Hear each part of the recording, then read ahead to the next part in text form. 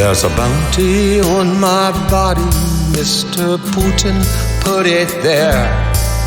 $100,000, but Donnie does not care.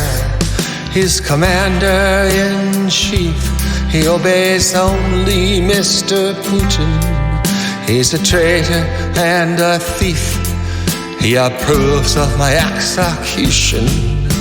One day soon we will know how Putin pulls the strings of his terrified puppet president. We'll know all those horrible things. When we know what Putin knows, we'll be shocked and horrified. But by then it may be way too late. America may have died.